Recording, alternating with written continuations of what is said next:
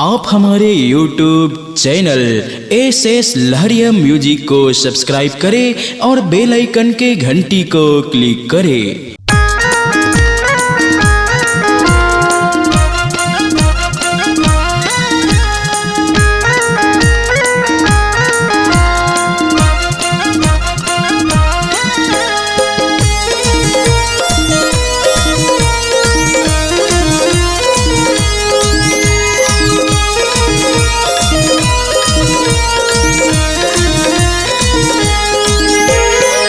बड़ सुहाते रे गदलयति सुंदर सुहातिना, बड़ सुहाते जी गदलयति सुंदर सुहातिना।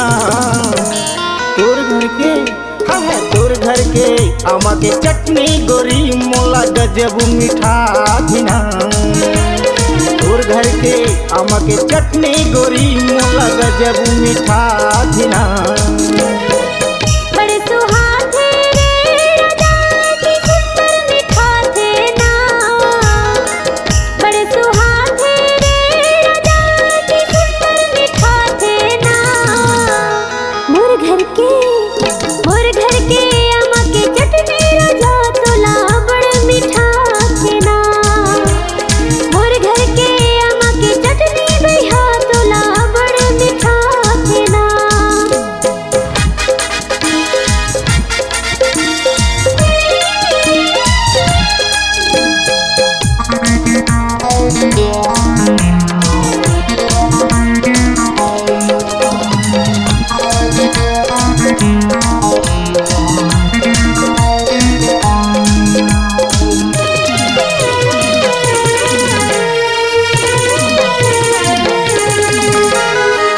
खम्मंगुला हला दिखती है छुआ गजब ठोसुओ ठोसुओ।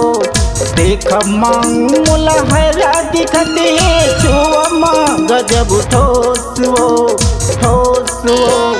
राई बीजा मेथी बीजा डार बेकड़ होती लहो। राई बीजा मेथी बीजा डार बेकड़ होते लहो।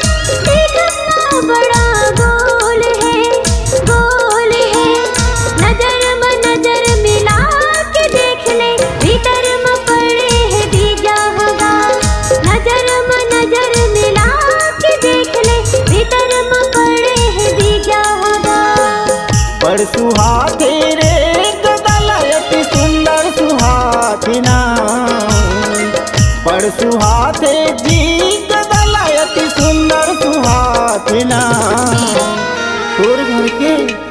तोर घर के आमा के चटनी गोरी मोला गजब मीठा थिना। तोर घर के आमा के चटनी गोरी मोला गजब मीठा थिना।